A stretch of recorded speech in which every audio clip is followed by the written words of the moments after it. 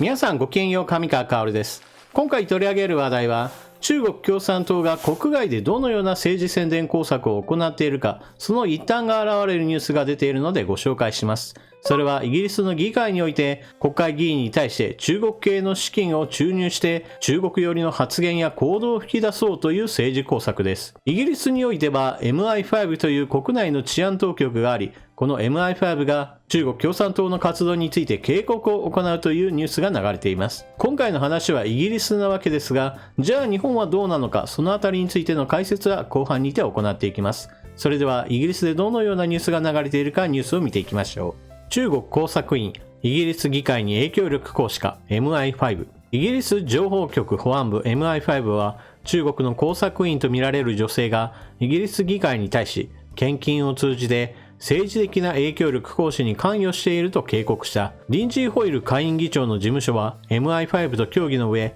この警告を議員に電子メールで送付したと認めた。これに対し在英中国大使館は、我が国外国の議会における影響力を買収によって獲得する必要はなく、決してすることはない。イギリスの中国人コミュニティに対する中傷脅迫工作に断固抗議するとして疑惑を否定した。ホイル議長の通知によると、工作員とみられるのはクリスティン・リー氏、中国共産党中央統一戦線工作部ユナイテッドフロントワークデパートメント、略して UFWD のために政治的な影響力行使に故意に関与しているとされる。クリスティン・リー氏は英国籍の弁護士で法律事務所経営、在英中国大使館の仕事も請け負っています。リー氏の息子は献金先の議員事務所に採用され勤務していました。なお今回の報道を受けて、この人物は議員事務所を辞職したそうです。リー氏はロンドンを拠点に活動し、野党労働党のガーディナー議員に20万ポンド、日本円で3100万円、同党に数十万ポンドを献金したとされる。リー氏は2019年、英中関係の改善に貢献したとして、メイ前首相に賞を授与された。キャメロン元首相やコービン前労働党党首と一緒に写真に収まったこともある。通知はリー氏が香港と中国に拠点を置く外国人のために現役議員や候補者への献金の仲立ちをしたと指摘。リー氏の行為は資金の出所を隠すため密かに行われた。明らかに容認できるものではなく、確実に阻止するための方策が講じられているとした。対中強硬派として知られるスミス元保守党党首は、リー氏が逮捕も国外追放もされず、議会への立ち入りを禁止されただけであることを不服とし、断固たる措置を求めた。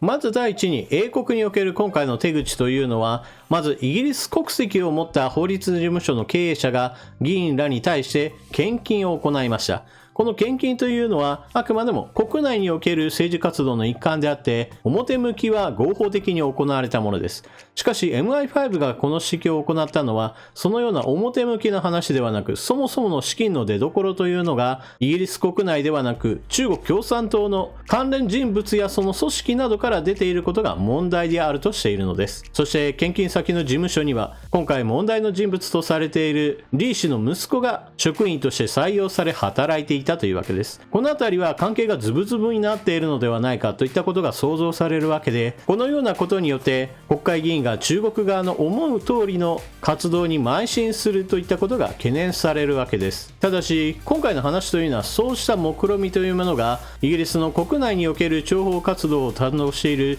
MI5 の指摘により、いわば未然に防止されたというわけです。もちろんこれは全体から見ればきっと氷山の一角であり、もっと他のところにも様々な工作が行われていることでしょう。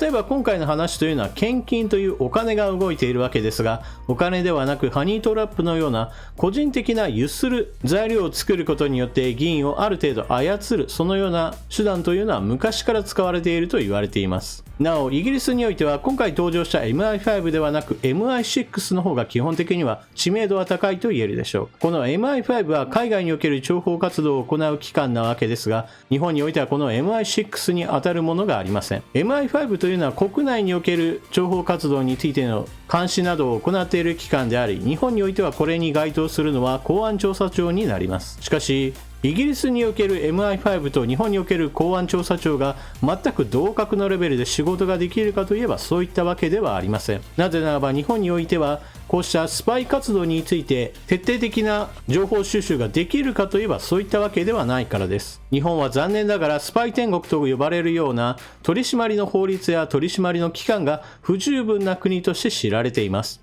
ですから今回のような表立った形でお金が流れていますよといったことについても十分に調べられているかどうかというのはかなりの疑問があります。実際問題日本における政界の活動といったものも中国に対してはやたらと忖度しまくる議員たちというのがたくさんいて、対中非難決議一つ取ったとしても政権与党だけではなく野党側にもこの動きに十分に力を発揮しない議員たちというのがたくさんいる状態です。それぞれの議員はそれぞれの言い分は一応は言っているわけですが、それらの言い分というのは基本的には中国を刺激したら日本に対する経済活動に支障が出るであったり、もしくは中国には多くの日本企業の現地に派遣された社員たちがいるため、何か問題が起こればこれらの人たちが人質になってしまう。だから中国を刺激すべきではない。そのようなことを言い訳として行ったりします。しかしそのような言い訳というものを使うことによって結局のところ日本の国会として中国に対する非難決議を出せないであったり、